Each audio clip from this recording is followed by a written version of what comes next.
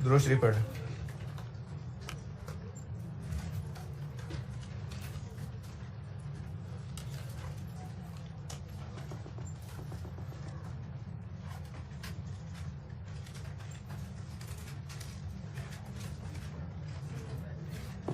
सवाल एक होमवर्क दिया था, क्वेश्चन नंबर 5, आसान सा था। इसमें फिर भी अगर किसी ने कुछ पूछना है तो पूछना है, अगर किया है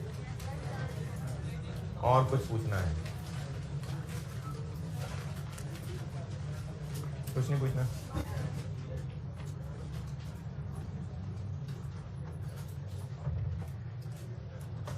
चलें फिर अगला पॉइंट लिखें, तीसरा।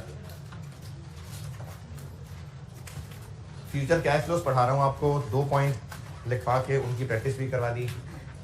अब तीसरा, अच्छा वो कल मुझे बाद में एक बच्चे ने पूछा तो मुझे याद आया कि आप ना जब एक्सपेक्टेड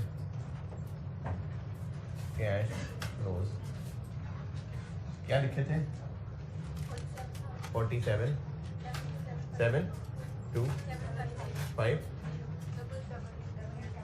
7 5 0। तो एग्जाम में ना ये फिगर्स तो नहीं दी हुई, ये तो आपने बनाई थी, तो आप ये भी कर सकते हैं कि इन्हीं के साथ ब्रैकेट में लिख के दिखा दें, और आप ये भी कर सकते हैं ईयर 1 वाले कैसे बने थे, 10,000 into 0.25 plus 50,000 into 0.6 plus 130 into 0.15, ये ऐसे बना था 47। इसी तरह से ईयर 2 और इसी तरह से ईयर 3, क्योंकि आपको ना सवाल में ये फिगर्स नहीं दी, ये इस तरह से बनाई गई हैं, तो ये बतानी होती है एग्जामिनर को। पीआरसी का इम्तिहान या एएफसी का इम्तिहान थोड़ी देने के बस ऑप्शन क्लिक करनी है, ये बताना पड़ेगा। ब्रैकेट में कर दें तो भी ठीक है, नहीं तो वर्किंग में अलग से बता दें, तो हाँ ये कैलकुलेशन बतानी पड़ेगी सवाल में।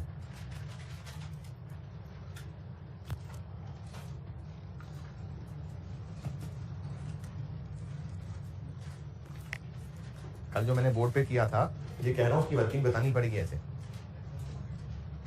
नहीं यस सर तो है, लेकिन करें ना।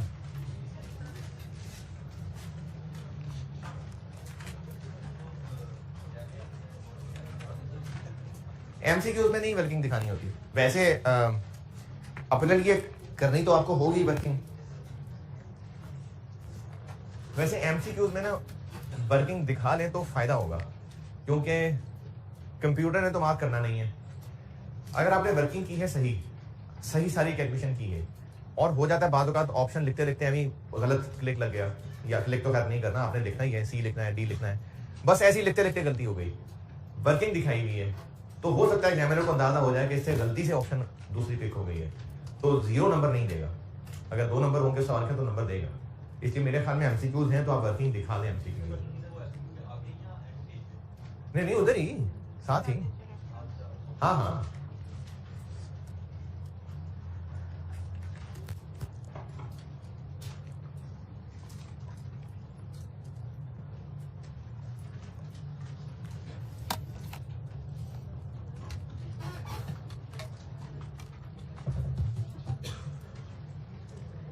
मैंने कहा ये वर्किंग इसकी कर ले नोट ना, वर्किंग दिखानी है ये।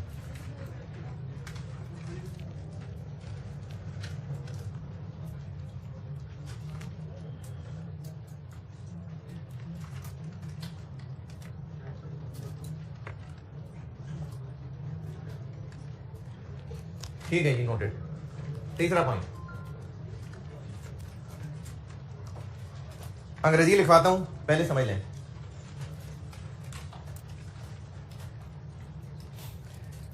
किसका तीसरा पॉइंट क्या कर रहे हैं?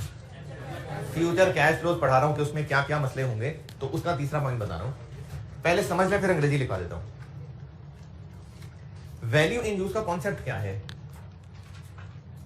क्या कॉन्सेप्ट समझ आया आपका? कैलकुलेशन तो कर ली, 2 सवाल भी कर लिए, 3 सवाल कर लिए। कॉन्सेप्ट लॉजिक क्या है कि अभी ईयर एंड पे जो एसेट मौजूद है, अब से ऑनवर्ड इसको यूज करेंगे तो क्या पैसे मिलेंगे, यूज करेंगे तो क्या मिलेगा।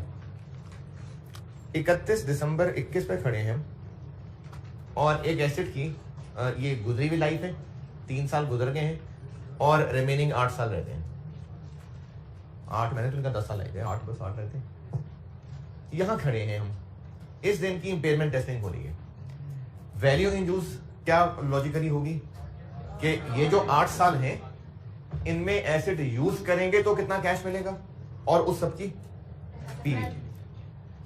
ये एक मशीन है जिसकी हम बात कर रहे हैं, इससे हम यूनिट्स बनाया करते हैं। दिसंबर 21 ईयर एंड पे खड़े हैं हम। 2021 में इससे कुछ गुड्स बनी थी, बेच दिया था, लेकिन उधार पे बेचा था, और ईयर एंड पे वो हमारे डेटर्स आ रहे थे 8000 के। इनसे पैसे कम मिलेंगे। अच्छा, मैं इस मिसाल से पहले एक और बोलूं, वैल्यू इन यूज क्या होगी इस मशीन की कि इन अगले 8 साल में यूज करेंगे तो क्या पैसा मिलेगा। ये मशीन है, इससे गुड्स बनाते हैं, तो कल को क्या पैसे मिलने होंगे। जो गुड्स बना के सेल होंगी ना वो इनफ्लो होगा। बस की मिसाल में किराया इनफ्लो था, ये मशीन जिससे गुड्स बनाते हैं इसमें गुड्स बेचने की जो सेल है वो इनफ्लो होगा। चलिए अब मिसाल दोबारा, दिसंबर 21 से पहले यानी 2021 में गुड्स बना ली थी, बेच दी थी, और जिसको बेची थी वो अभी डेटर था, उससे पैसे नहीं मिले थे। पैसे कब मिलेंगे फ्यूचर में 22 में, तो वो फ्यूचर कैश फ्लो ही होगा ना फ्यूचर। तो इस मशीन की वैल्यू इन यूज निकालते हुए 31 दिसंबर 21, उस मशीन की वैल्यू इन यूज निकालते हुए जब फ्यूचर कैश फ्लो लेंगे तो उनमें वो उस डेटर से आने वाला 8000 भी लेंगे। मिसाल मेरी दोबारा सुनने, लंबी मिसाल हो गई थोड़ी। 2021 में गुड्स बना चुके थे, बेच चुके थे, लेकिन उधार बेची थी तो डेटर थे। अब उन डेटर से पैसा तो फ्यूचर में मिलेगा और वो इसी मशीन की बनी हुई चीजों ही को बेचा हुआ है। जब इस मशीन की वैल्यू यूज निकालेंगे और अगले 8 साल के फ्यूचर कैश फ्लो देंगे तो उनमें ये 8000 भी है जो 2022 में मिलेगा, वो करेंगे कंसिडर, है तो फ्यूचर कैश फ्लो। लेकिन वो इस मशीन के यूज करने से नहीं मिलेगा, वो तो यूज हो चुकी थी, गुड्स बन चुकी थी, बिक चुकी थी, उनका पैसा है जो कल को आना है। जबकि वैल्यू इन यूज तो कॉन्सेप्चुअली वो है कैश फ्लो जो अब मशीन यूज करेंगे तो मिलेगा। इसी तरह जो गुड्स बना चुके हुए थे वो इस बिजनेस की इन्वेंट्री थी, जो गुड्स बन चुकी थी अभी बिकी नहीं थी, वो इनकी इन्वेंट्री थी। जब कल बिक जाएंगी तो उनसे पैसे आएंगे, वो पैसे इसकी वैल्यू यूज निकालते हुए इस्तेमाल करें। बना चुके हैं, पहले दिसंबर तक चीजें बना चुके थे, ईयर एंड पे वो चीजें स्टोर में पड़ी नहीं थी। कल जब सेल हो जाएंगी तो पैसे मिलेंगे, तो इस मशीन की यूज वैल्यू यूज निकालने में वो पैसे आने चाहिए। क्यों नहीं? क्योंकि वो मशीन के फ्यूचर यूज से लिंक नहीं है, वो तो गुड्स पहले बन चुकी थी। ये बात समझ आई कि नहीं? चले इसकी अंग्रेजी लिखें। एक पॉइंट और बता दूं, एक पॉइंट और, आउटफ्लोज में क्या क्या आएगा। अच्छा, ये जो कागज आप तक मिल रहा है ना, ये जो आपको मैंने I-16 के नोट्स जो आपने कॉपी से इनफैक्ट लिए थे, उसमें एक फार्मूला मुझसे गलत लग गया था स्प्रिंग 22 का, तो वो सोल्यूशन मैंने अमेंड करके दिया आपको। हमने वो किया नहीं है सवाल, वो जो मैंने सवाल पेंडिंग छोड़े हुए ना उनमें से है, लेकिन ये सोल्यूशन साथ आप अपने उन्हीं नोट्स में उस सोल्यूशन की जगह स्टेपल कर लें। IS-16 के नोट्स अगर अभी पड़े हुए हैं, अभी मोड़ तोड़ के रख लेंगे ना, कागज तो गुम हो जाएगा। अगर अभी आपके पास IS-16 के नोट्स हैं तो वो निकालें। उनमें देखिए क्वेश्चन नंबर 13 का सॉल्यूशन, क्वेश्चन नंबर 13।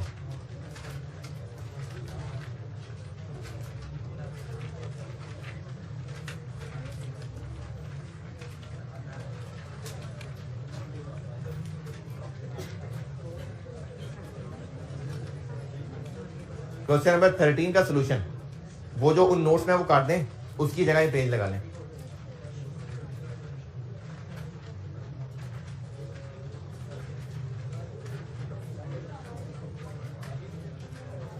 और ऑनलाइन वालों के लिए मैंने ना IS-16 के सॉल्यूशंस अपडेट करके फाइल किया अपलोड, वो फाइल डाउनलोड कर लें।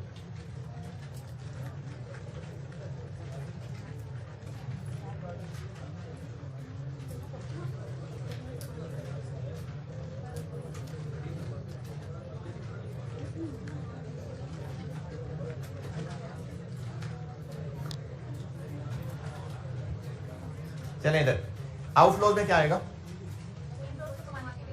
जो मशीन के चलने के खर्चे होंगे, जो इलेक्ट्रिसिटी होगी, मशीन की रिपेयर मेंटेनेंस होगी, और जो गुड्स बनाने के भी खर्चे होंगे कि नहीं? हाँ, जो गुड्स बेच के पैसा आना है वो इनफ्लो है। तो वो जो गुड्स बनाने पे खर्च होना है वो आउटफ्लो में नहीं आना है, आएगा। मैंने अब तक 2 मिसालें दी हैं, एक और मिसाल दे रहा हूँ। पहले दोनों मिसालें रिपीट करता हूँ, पेज बटने चल जाना, वो ध्यान इधर उधर हो गया। मशीन ईयर एंड पे मौजूद है, इसकी हम लोग वैल्यू इन यूज कैलकुलेट कर रहे हैं। वैल्यू इन यूज लॉजिकली होती है कि अब से ऑनवर्ड इस एसेट को जब यूज करेंगे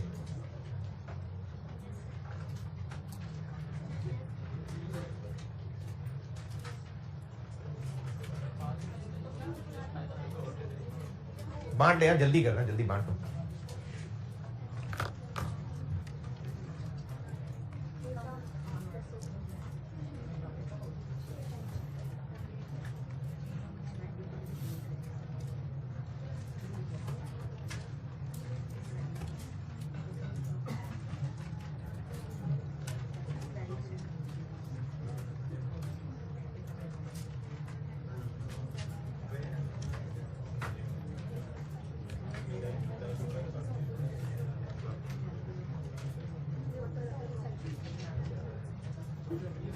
अब कोई है जो पेज ना मिला हो, जिसको किसी को भी बांटा में पेज ना मिला हो तो बता दे।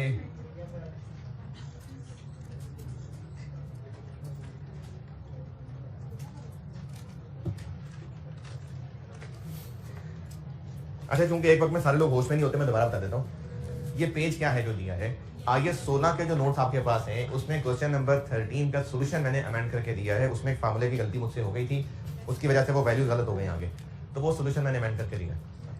तो आप उनको अपने नोट्स में उसी जगह पर साथ अटैच कर लें। और ऑनलाइन वालों के लिए IS 16 के सोल्यूशंस की मैंने फाइल अपडेटेड रख दी, अपलोडेड।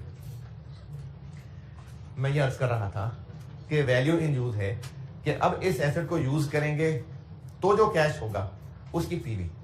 इनफ्लोज में क्या होगा, जो उससे गुड्स बनेंगी और बिकेंगी उनकी सेल।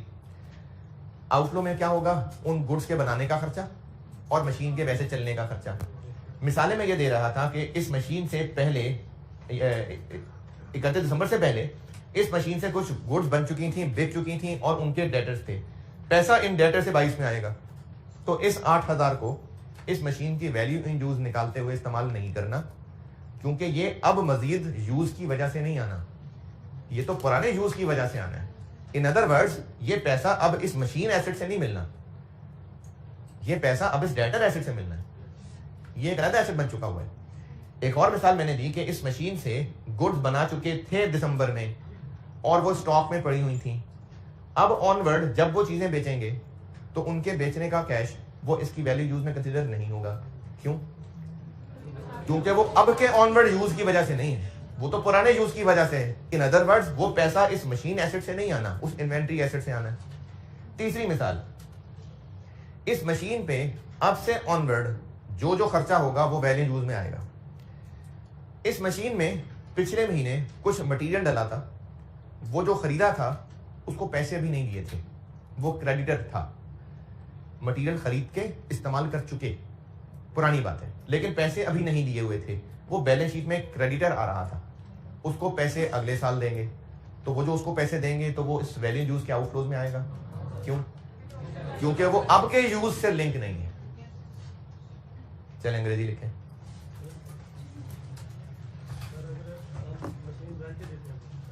मशीन रेंट पे दे दी है, अच्छा।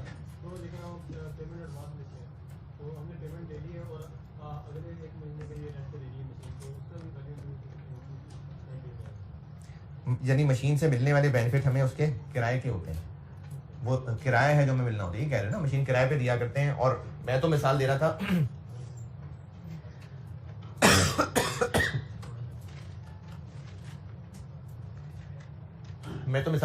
मशीन से प्रोडक्शन होनी है और तो उससे पैसा आना है, वो इनफ्लो है। आप कह रहे हैं कि मशीन हम किराए पे दिया करते हैं और वो किराया हम पहले ही एडवांस में पकड़ चुके हैं। अच्छा जी, तो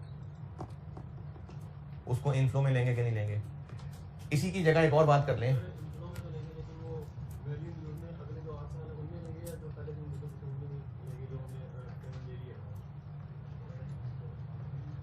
वो पैसे फ्यूचर यूज के लिए मिले हैं कि पुराने यूज के लिए मिले हैं? अच्छा, ये जो सवाल से पूछा ना, ये काफी गहरा सवाल है, इसलिए आवाम के लिए नहीं है। पहले 3 साल जो यूज हो चुका है उसके पैसे पकड़े हैं या अगले 8 साल में जो होना है उसके पैसे पकड़े हैं? हाँ, तो मैं आपसे पूछ रहा हूँ ना ये उस मशीन के कौन से यूज के पैसे होंगे? वो अभी हमने 1 मंथ के देंगे। हाँ, तो इसका मतलब फ्यूचर यूज के ही पैसे हैं ना, तो वो फ्यूचर यूज के ही पैसे हैं, उनको कंसिडर करना है, वो फ्यूचर यूज के पैसे हैं। क्योंकि अगर नहीं यूज किया तो फिर तो उसको वापस करना पड़ेगा, तो वो होना है कंसिडर। अंग्रेजी लिखें कौन से, या पहले शादी वाली बात की अंग्रेजी तो पूरी कर दो ना, पहले अंग्रेजी लिख लें।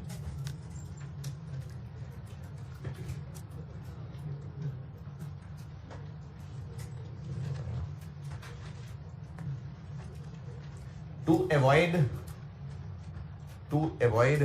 double counting,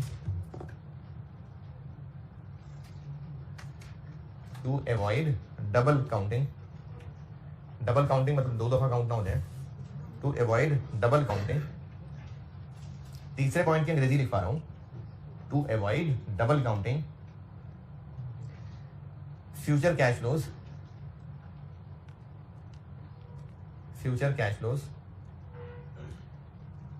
shall not include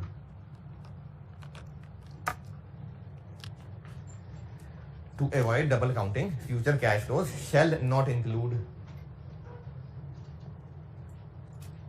दोनों पे। अब आगे sub point 1,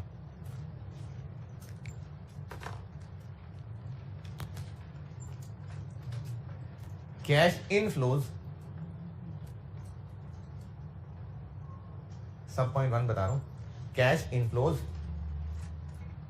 from already recognised other assets.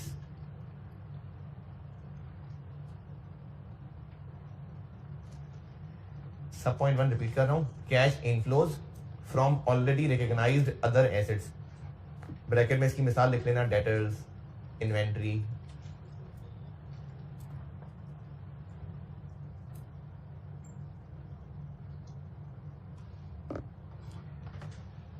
ये जो अभी मैंने ये डेटर वाली मिसाल दी थी ना, इसी की अंग्रेजी लिखाई है कि जब मशीन की वैल्यू यूज के लिए फ्यूचर कैश फ्लो दे रहे होंगे तो उन फ्यूचर कैश फ्लोज में वो पैसा नहीं काउंट करना जो कल को इससे मिलना है। Already recognised other asset debtor, year end पे ये डेटर क्यों एसेट बन चुका, क्यों बन गया ये एसेट? क्योंकि मशीन से होने वाली चीजें बेच चुके और उधार पे बेच चुके और ये उनका रिसीवेबल बन गया। अब ये डेटर बुक्स में आ चुका, कल को जब पैसा मिलेगा तो वो इस मशीन के यूज का पैसा होगा या इस डेटर से मिलने वाला पैसा होगा। ये लिखा हुआ है इस अंग्रेजी के अंदर। अच्छा, इसको टू अवॉइड डबल काउंटिंग इसलिए कहा कि ये किससे मिलने वाला पैसा है, डेटर्स। अगर हमने इसको मशीन की वैल्यू यूज में काउंट कर लिया तो हमने इसको मशीन से मिलने वाला पैसा मान लिया, हालांकि डेटर से मिलने वाला पैसा है। ये मतलब था इसका कि इसको मशीन की वैल्यू इन यूज निकालते इंक्लूड नहीं करना, शैल नॉट इंक्लूड। और सब पॉइंट 2, ये जो मैंने भी क्रेडिटर की मिसाल दी थी, ये उसकी अंग्रेजी है। सब पॉइंट 2, कैश आउटफ्लोज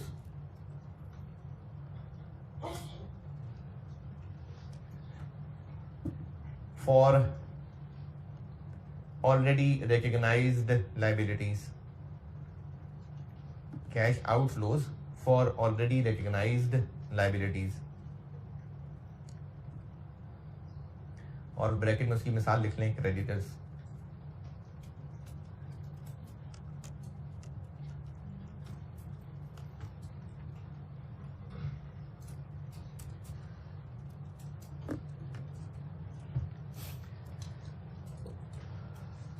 चलें एक पॉइंट और लिख लें, फिर दोनों को ना मिला के सवाल करा देता हूं। पॉइंट नंबर 4, बड़ा 4, ये बड़ा 3 खत्म हो गया, बड़ा 4।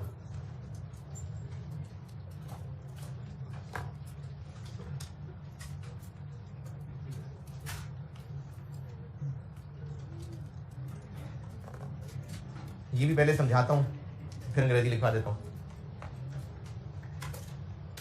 ये मशीन लोन लेके खरीदी थी और लोन हर साल वापस हो रहा है, तो जितना लोन फ्यूचर में वापस होगा वो है तो मशीन के ही लोन की वापसी, तो वैल्यू यूज निकालते हुए उस लोन वापसी को एज एन आउटफ्लो लेंगे। लॉजिक दोबारा बता दूं, वैल्यू इन यूज वो कैश फ्लोज हैं कि अगर एसेट यूज करेंगे तो क्या कैश फ्लो होंगे। अब मैं सवाल दोबारा पूछता हूं, जो इस एसेट के लिए लोन लिया था, कल को वो जो लोन वापस करना होगा, उस लोन की वापसी को मशीन की वैल्यू इन यूज में आउटफ्लो लेना है? क्यों नहीं? क्योंकि अब मशीन यूज करने ना करने का ताल्लुक नहीं रहा उससे, लोन तो वापस करना ही है, तो इसलिए लोन की वापसी को नहीं हमने यहां पर आउटफ्लो ले लेना। ओके, अच्छा जी, और मिसाल नहीं, और मिसाल नहीं, एक और बात, ये एसेट कमा के देगा और अच्छा कमा के देगा तो बिजनेस को प्रॉफिट्स होंगे, उन प्रॉफिट्स पे इनकम टैक्स पड़ेगा, तो वो जो इनकम टैक्स पड़ेगा उसको भी इसके आउटफ्लोज में नहीं दिखाना। इसलिए नहीं दिखाना क्योंकि इनकम टैक्स एसेट की कमाई पे नहीं पड़ता, वो तो पूरे बिजनेस के प्रॉफिट पे पड़ता है। पता नहीं और किन किन चीजों के ऊपर टैक्स आना है, पता नहीं किन किन चीजों पे टैक्स बच जाना है, तो इसलिए इस एसेट के जब कैश फ्लो ले रहे होंगे तो उनमें as an outflow income tax को नहीं लेना। लिखिए अंग्रेजी है, इनकम टैक्स बस मना किया है, बाकी सारे टैक्स आएंगे, इनकम टैक्स मना है, क्योंकि इनकम टैक्स जो होता है ना वो बिजनेस के प्रॉफिट्स पे पड़ता है, तो इनकम टैक्स मना है। बाकी अगर कोई और टैक्स आ जा रहा है तो वो आएगा। तो point number 4, future cash flow है, फिर भी उस बिजनेस की और भी तो एक्सपेंसेस होंगे ना, तो ऑफिस होगा, लोगों की तनख्वाहें होती होंगी, सिर्फ इस मशीन पे तो बिजनेस नहीं चलना ना। जैसे अगर कॉलेज, वैसे तो मशीन की बात हो रही है, लेकिन कॉलेज के इस क्लासरूम के अलावा भी तो खर्चे ही है ना, अकाउंट्स डिपार्टमेंट भी है, सफाई का डिपार्टमेंट भी है, तो इसलिए इनकम टैक्स बिजनेस के प्रॉफिट पे पड़ता है। पॉइंट 4 लिखवा रहा हूं, future cash flows, future cash flows shall not include, यानी वैल्यू यूज निकालते हुए फ्यूचर कैश फ्लोज में शामिल नहीं करना। क्या? सब पॉइंट 1, सब पॉइंट 1, कैश इनफ्लोज और आउटफ्लोज, कैश इनफ्लोज और आउटफ्लोज फ्रॉम फाइनेंसिंग एक्टिविटीज। ये फाइनेंसिंग एक्टिविटीज क्या चीज होती है? ये ना कैश फ्लो स्टेटमेंट एक चैप्टर पढ़ाना है आपको, ये उसमें हो जाएगा एंड। सब पॉइंट 1 रिपीट कर रहा हूं, कैश इनफ्लोज और outflows from financing activities.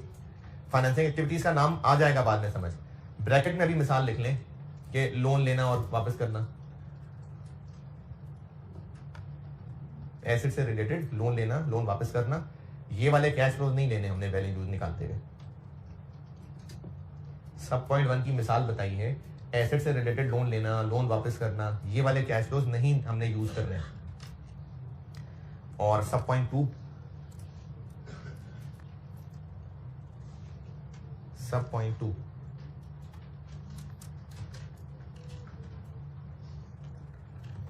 Income tax receipts और पेमेंट्स, इनकम टैक्स रिसीट्स और पेमेंट्स, इनकम टैक्स रिसीट्स और पेमेंट्स। पेमेंट्स ही होती हैं वैसे, लेकिन रिसीट्स भी हो सकती हैं, गवर्नमेंट से वापस भी मिल सकता है, रिफंड भी हो सकता है। तो इनकम टैक्स रिसीट्स और पेमेंट्स, जी जी, क्योंकि अभी समझाया ना कि वो मशीन के यूज करने से तो मशरूत नहीं है ना, वैल्यू यूज होती है कि अब से ऑनवर्ड यूज किया तो क्या कैश होगा। तो अगर अभी के अभी मशीन का यूज करना छोड़ दें तो क्या लोन वापस नहीं करना? करना होगा ना, तो क्या वो यूज पे डिपेंडेंट है? नहीं। क्या हुआ?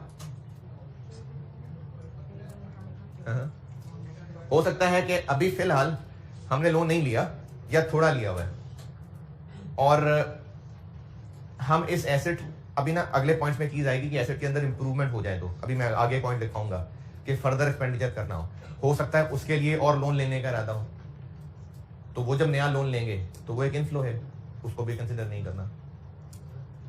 जी,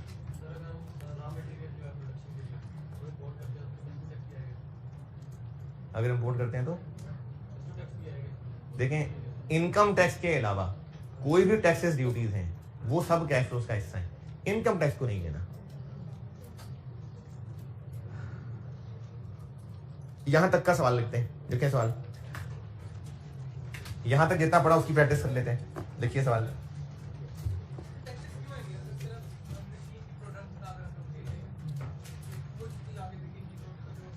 नहीं, इनकम टैक्स क्यों आएंगे?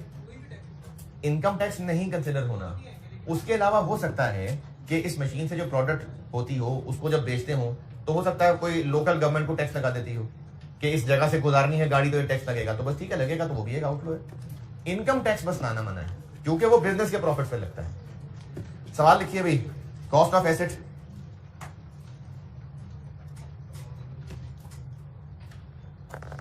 180,000, कॉस्ट ऑफ एसेट है 180, 1,80,000।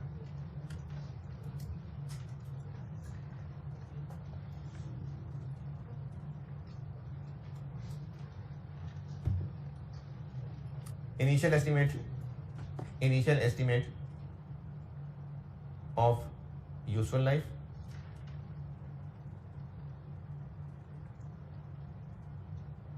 was 7 years, 7 साल, and residual value was 5,000। Useful life इसकी एस्टिमेट की थी 7 साल और रेजिडुअल वैल्यू एस्टिमेट की थी 5,000। डेट ऑफ परचेज 1 जनवरी 19, 1 जनवरी 19। अकाउंटिंग ईयर जनवरी से दिसंबर है। स्ट्रेट लाइन मेथड है।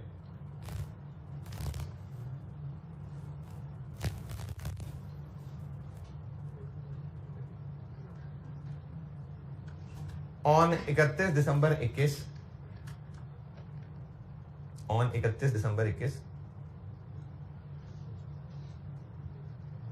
following estimates were determined on 31 दिसंबर 2021। following estimates were determined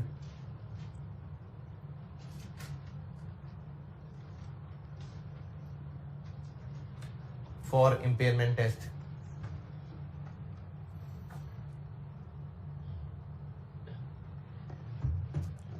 दिसंबर 21 पे एसेट की पेमेंट टेस्टिंग करने लगे हैं और उसके लिए फॉलोइंग एस्टीमेट्स निकाले हैं। अब उन फॉलोइंग में सबसे पहली चीज लिखिए fair value.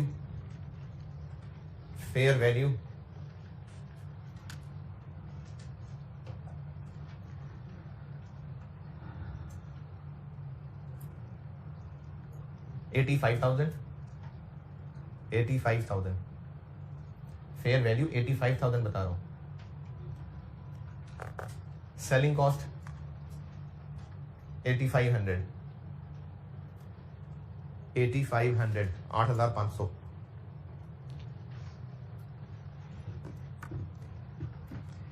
Future cash flows over remaining life, future cash flows over remaining life. कितने साल रह गए बाकी? 4, क्योंकि 19 फर्स्ट को खरीदा था, 19 के एंड पे खड़े हैं तो 4 साल रह गए। Future cash flows over remaining life. अब वो फ्यूचर कैश फ्लोज बता रहा हूं ओवर रिमेनिंग लाइफ ये। अब आगे कैश फ्लोज बता रहा हूं 1 2 3 4 ईयर्स के हिसाब से और आगे इनफ्लोज आउटफ्लोज करके बताने लगा।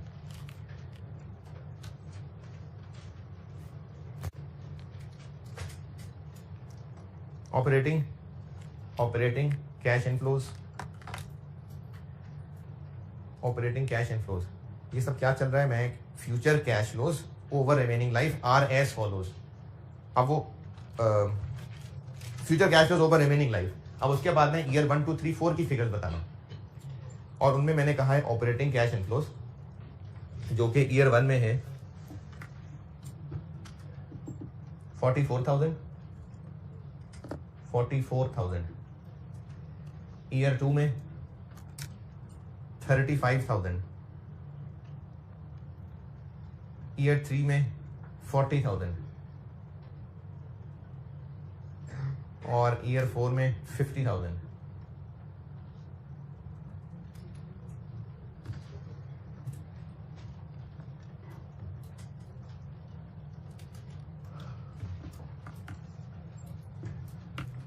उसके बाद लिखिए ऑपरेटिंग कैश आउटफ्लोज।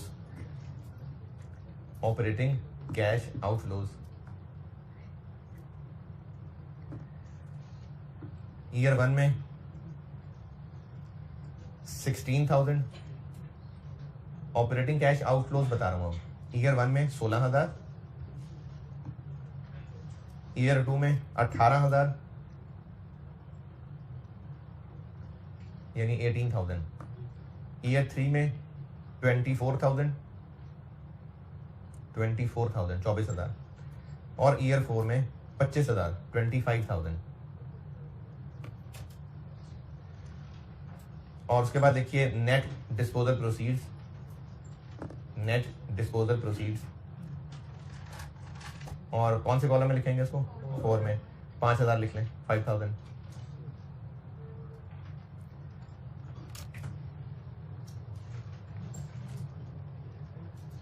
ये हो गए कैश फ्लोज जो दिए। ठीक है, कैश फ्लोज वाली लिस्ट पूरी हो गई जो मैं ईयर 1 2 3 4 में लिखवा रहा था। अब आगे चलें, सवाल में आगे चल रहे हैं।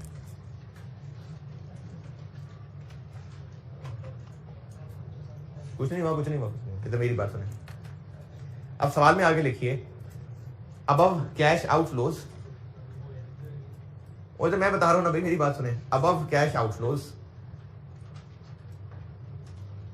ये जो ऊपर कैश आउटफ्लोज दिए हुए हैं, above cash outflows include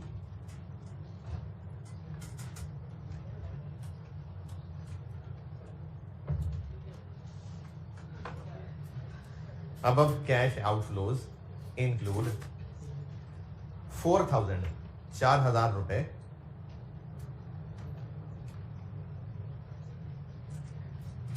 per year, 4,000 per year in respect of loan repayment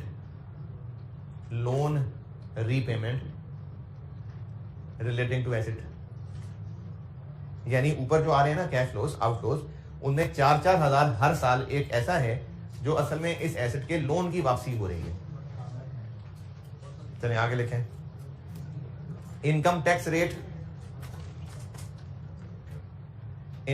rate to be applied, income tax rate to be applied, income tax rate to be applied on profits is 30%, 30% के बाद लिखें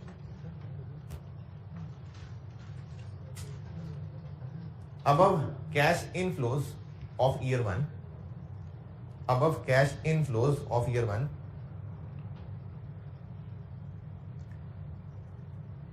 include 5,000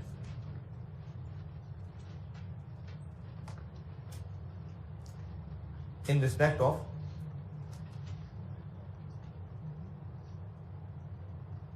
a sale, in respect of a sale made in respect of a sale made in दिसंबर 2021। दिसंबर 2021 में कुछ चीजें बेची थी, उनका 5,022 में मिलना है। तो वो है जो ऊपर आपको ईयर 1 के कैश फ्लोज में मिला के दिया हुआ है। ये मतलब है इस पॉइंट का।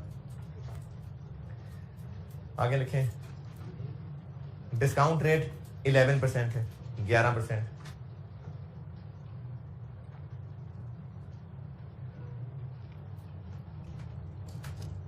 चलिए 10 मिनट से ज्यादा का सवाल नहीं है, 10 मिनट भी ज्यादा बोल दी मैंने। आपसे रिक्वायर्ड है कैलकुलेट, हाँ जी आपसे बिल्कुल सही कहा, calculate impairment loss if any. Discount rate मैंने 11% बताया है, आपसे रिक्वायर्ड है अभी calculate impairment loss if any. जी अभी करें, शाबाश। मैं तो बोर्ड पे कर ही दूंगा, आप सब लोग ट्राई करें। है जी, नहीं आप खुद करें, कोशिश करें ना, क्या हो जाएगा, गलत हो जाएगा, करें तो सही ना।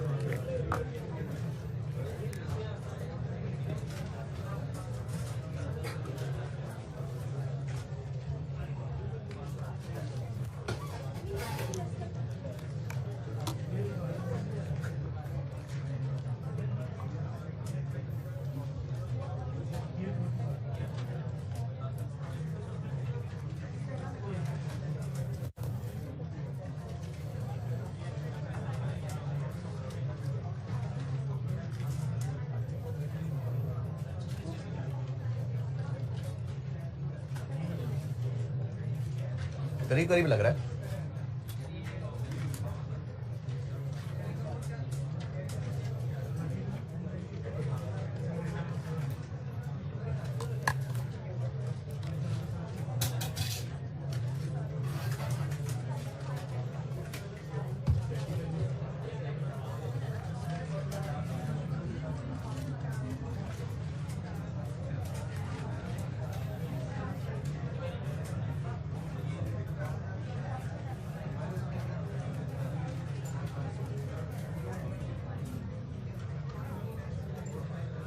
चलिए इधर देखें।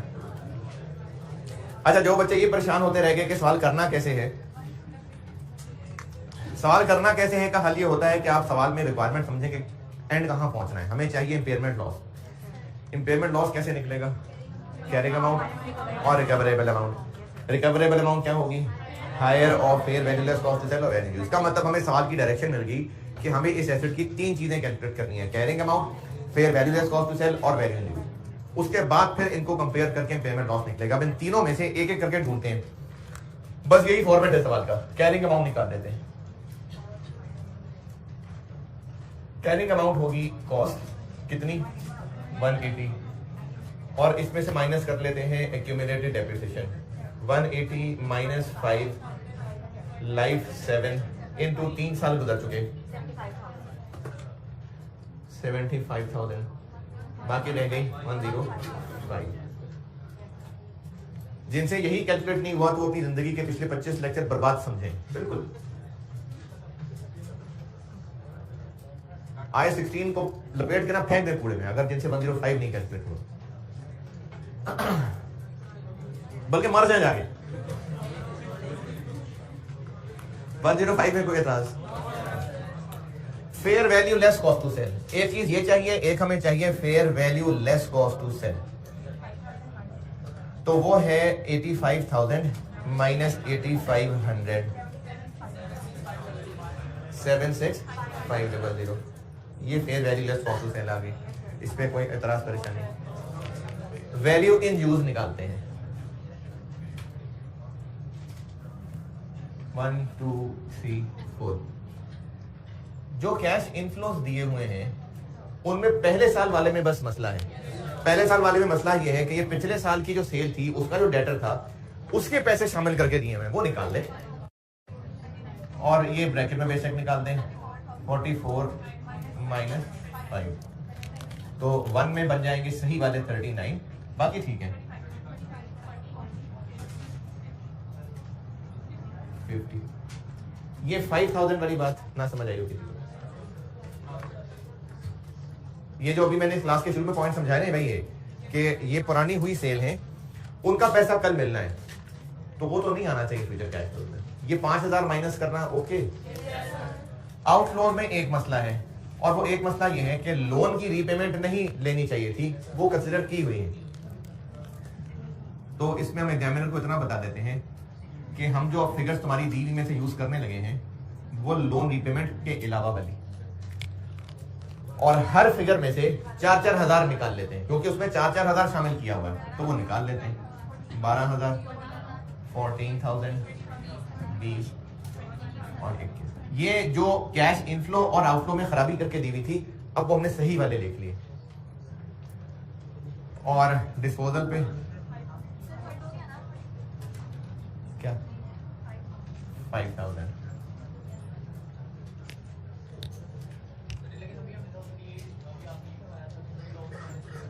क्या कहा था मैंने? हाँ, मैंने कहा था लोन रीपेमेंट को कंसिडर नहीं करना। हाँ, तो वही किया है ना, जो सवाल वाले ने सवाल में जो डाटा दिया हुआ है उस आउटफ्लो के अंदर लोन रीपेमेंट्स भी देनी है, तो वो तो हमने नहीं लेनी होती वैल्यू यूज में, इसलिए तो उनको निकाल दिया, हटा दिया। अगर एसेट का लोन वापस करना है तो वो एज एन आउटफ्लो आना है यहाँ नहीं, लेकिन जो सवाल में आउटफ्लो दिए हुए थे उनमें वो लोन रीपेमेंट भी शामिल करके दिया हुआ था 4-4 हजार। अगर वही सवाल वाले आउटफ्लोज ले लेते तो हम एक तरह से लोन रीपेमेंट ले लेते, जबकि वो नहीं करना है, इसलिए उस 4 को हटा के बाकी लिखे हैं। बस ये कैश फ्लोज बन गए 27,000, 21,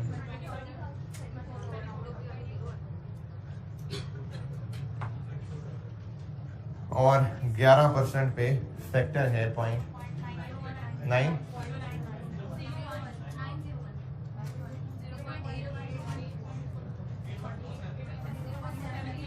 73,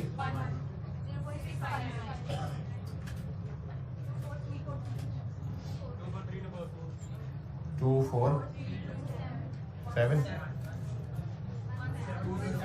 17,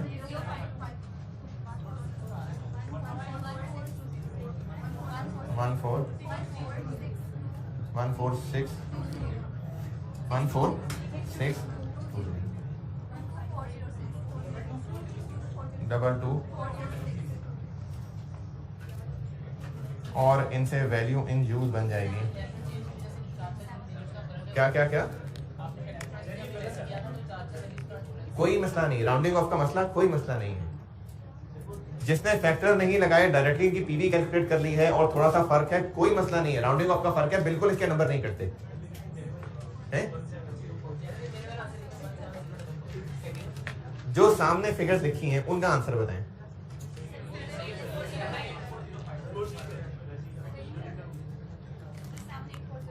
सेवन, 8। अब ये तीनों कैलकुलेशंस करने के बाद एंड पे हमें चाहिए था इम्पेयरमेंट लॉस के लिए कैरिंग अमाउंट को रिकवरेबल अमाउंट से कंपेयर करना। तो अब ये हमारा फाइनल कंक्लूजन ये है कि कैरिंग अमाउंट 105 है और रिकवरेबल अमाउंट 78405 है। तो लॉस है 26595।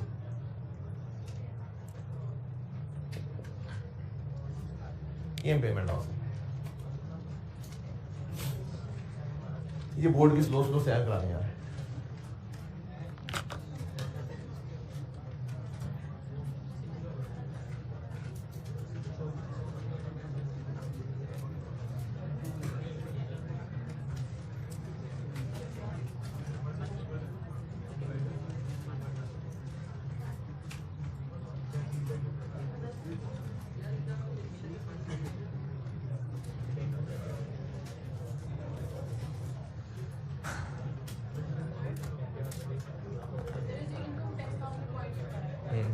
इसका कुछ भी नहीं करना क्योंकि हमने इनकम टैक्स लेना ही नहीं है। इनकम टैक्स 30% का कुछ नहीं किया। हाँ तो करना ही नहीं था, कुछ भी नहीं हुआ होता। मतलब नहीं हुआ होता, क्यों हुआ होता उसकी खैर है। इनकम टैक्स मना है। हाँ जी क्या?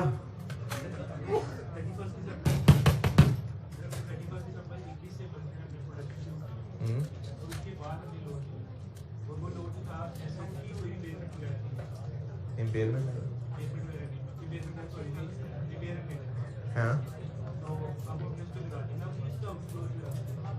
31 दिसंबर 21 पे खड़े हैं। लोन ले चुके हैं कि लेना है अभी? वो जो फ्यूचर में लोन लेना है रिपेयर मेंटेनेंस के लिए, ये पूछ रहे हैं ना आप, तो ना उस लोन के लेने को कंसिडर करेंगे ना उसकी वापसी को कंसिडर करेंगे, क्योंकि वो जो लोन लेना और लोन की वापसी करना है वो एक फाइनेंसिंग कैश फ्लो है। फाइनेंसिंग एसेट की चीज नहीं है। वो लोन लेना वापस करना एक अलग मसला है, वो एसेट के यूज की चीज नहीं है। इस सवाल में पूछे और सवाल? ठीक है जी, डन, और कुछ नहीं पूछना। पॉइंट नंबर 5 ये शेयर होगी बोर्ड की जी। क्या क्या? हाँ जब इस मशीन को रिमेनिंग 4 साल यूज करेंगे तो गुड्स बना के बेचेंगे, वो जो पैसा आएगा वो इनफ्लो है। अब आउटफ्लो में गुड्स बनाने का खर्चा भी आउटफ्लो है, मशीन चलाने का खर्चा भी आउटफ्लो है, गुड्स बेचने का खर्चा भी आउटफ्लो है। सब इसी से रिलेटेड है, सब इनफ्लो आउटफ्लो उसी की मशीन के यूज से रिलेटेड है जी। किन में से? वो जो मैंने ये दी है? नहीं, ये तो अभी 31 दिसंबर 21 की दी थी ना। ये तो आप कॉन्टेक्स्ट देखें ना, मैंने फेयर वैल्यू बताई, उसी के साथ आगे सेलिंग कॉस्ट बता दी। अगर गुड्स बेचने के हर साल खर्चे हैं, हमेशा क्यों बढ़ जाती सेलिंग? किस वजह से वो बेचते हैं? तो एसेट बेचेंगे तो कमीशन होगा ना।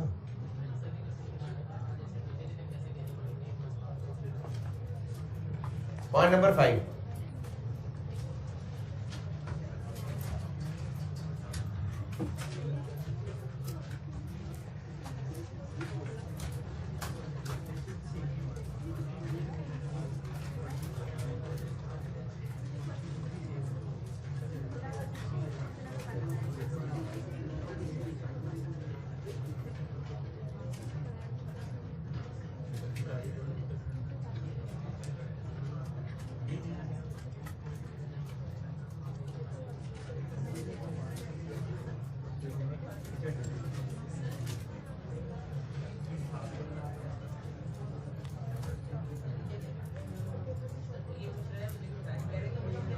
यार मैं ना एक पॉइंट लिखवाना चाह रहा हूँ, पॉइंट लिखवा दो। पॉइंट नंबर 5 लिखिए, पॉइंट 5, बस एक पॉइंट लिखने, बाकी कल करेंगे। बड़ा 5,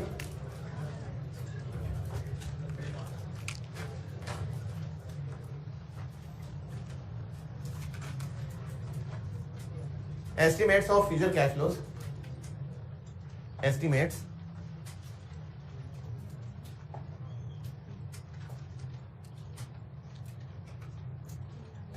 of future cash flows can be made, estimates of future cash flows can be made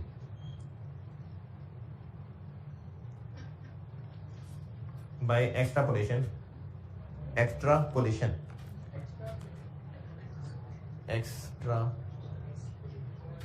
नहीं, pollution.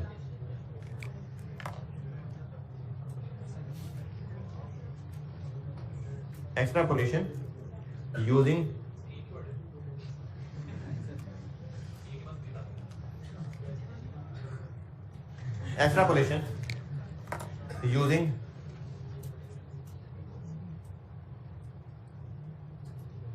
using a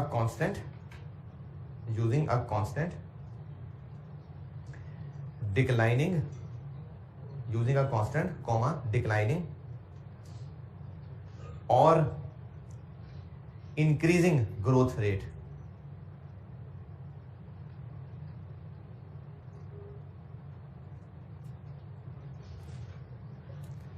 और इसके लिए, इसी के लिए मिसाल लिख लें, सवाल लिख लें, मिसाल लिख लें, ये पॉइंट समझाने के लिए मिसाल कहते हैं, एग्जाम्पल है। Remaining life of asset 5 years है, 5 साल, रिमेनिंग लाइफ 5 साल है। ईयर 1 का कैश फ्लो 50,000 है, 50,000। 1 2 3 4 5 नहीं बना रहा, बस कहा है ईयर 1 का कैश फ्लो 50,000 है।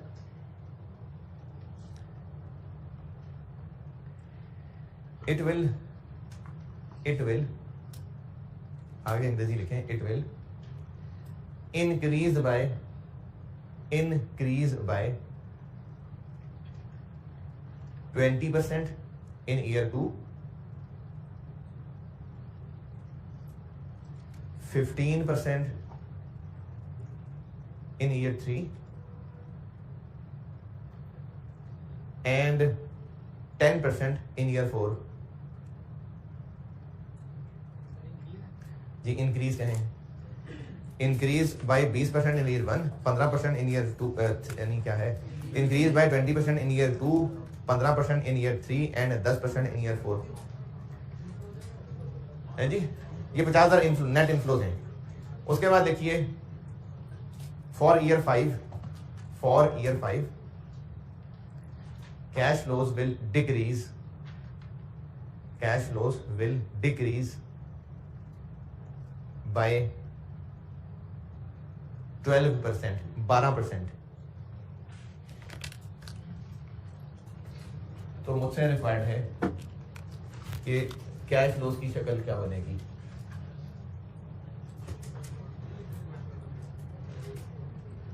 ईयर 1 के कितने, 50,000। ईयर 2 के कैश फ्लोज क्या होंगे, ईयर 1 से 20% ज्यादा, ये 20% ज्यादा हो। रिक्वायरमेंट कैश फ्लोज 5 साल की कैश फ्लोज ये 20% ज्यादा कर दिए। कितने? 60,000। फिर तीसरे साल क्या होगा?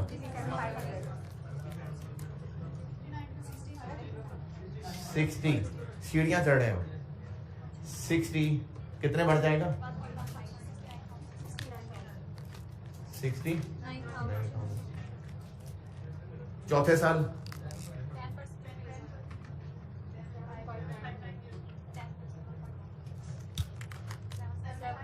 7, 5, 9